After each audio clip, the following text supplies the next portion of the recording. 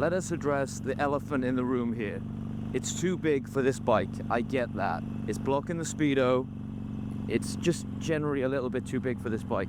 But this particular one is more designed for the breakout, I think, or like the bigger Harleys that don't have a speedo up here, the ones with the smaller ones underneath. So like I said at the start of the video, the screen is really bright, really legible, really responsive, really easily readable. Now personally, my use case scenario for something like this is if I'm going to be heading up to, for instance, NEC in Birmingham or something, and I really want maps and music and things like that, just a longer trip.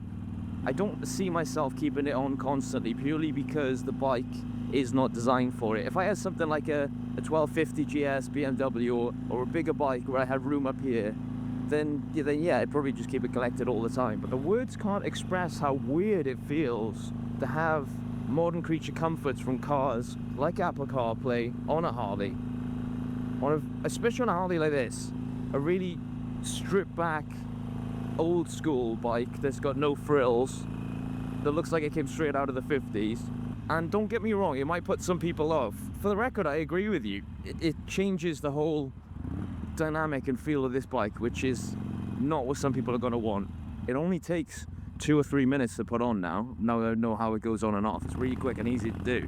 And if you've ever used Apple CarPlay in your car, then you'll know how it works. It works flawlessly for CarPlay. In terms of music, in terms of making phone calls, in terms of like the functionality that you'd expect. I've got my Spotify tracks and everything here, so if I've got my helmet connected, I can listen to music, I can get turn-by-turn sat-nav directions, and not only that, but I've got this nice big screen for maps. My problem with the conventional route of mounting your phone on your handlebars, because I know there's some people just screaming in the comments, I've just got a quad lock and I put that... Yeah, I know. Modern smartphones are getting larger all the time. However, for a very quick glance, which is all you should really be doing if you're riding a motorcycle, you need a bigger screen. So you just go, yep. You can just process more information if it's more spread out rather than if it's all little. Second reason why I wouldn't want to put a phone on the handlebars, I don't know how familiar you guys are with Harleys, but they are very, very shaky and vibraty. And even with the quad lock anti-vibration dampener, I've seen numerous cases on the forums of people's phone cameras getting absolutely destroyed. And I use my phone camera to make YouTube videos, so yeah, that's just a no-go. And therefore, this is perfect. It does exactly what I need it to do, and it's easily detachable, take-offable for if and when I no longer want it up there. I've got no concerns about how this would work in the rain or in the cold weather. And that's going to be an important thing for those of you that like to go on long tours, because you can take this with you. You've got your music, you've got your Spotify, you've got your Apple Maps or whatever maps that you use with CarPlay. I'm not going to go into too much detail about the function of CarPlay on the screen, because I mean, we're all familiar with CarPlay now, surely. This device does CarPlay flawlessly. There is literally no issue with how it does CarPlay. Every time I get on the bike and it boots up, it connects absolutely perfectly, flawlessly within a couple of seconds. I've never had it not connect and have to faff about, which is an annoying thing I have with my car because I've got a wireless dongle.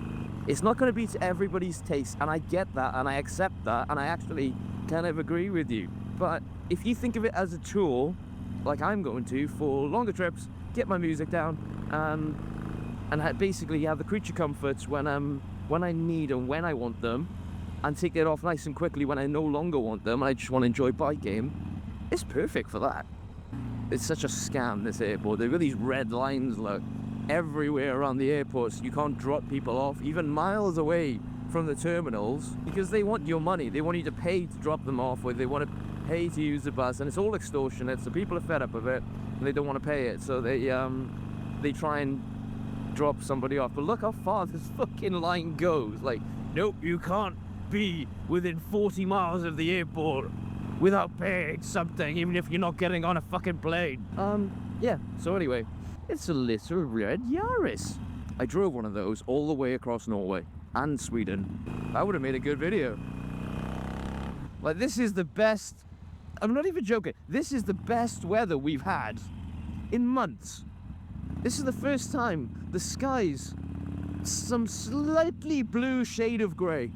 So now I'm using the sat-nav to take me home. Oh, look at that Mustang. That's so sick. So now I'm using the maps to take us back home. Being able to just pop the postcode in before I set off, and I've just arrived there, and I just turn by turn, oh man, I wish I had this when I went up to Manchester that time. Passed my test, I bought this bike, and within about a month or two I rode up to Chester. I wish I had this when I did that. I wish I had the kit that I do now then. Music, maps, phone calls.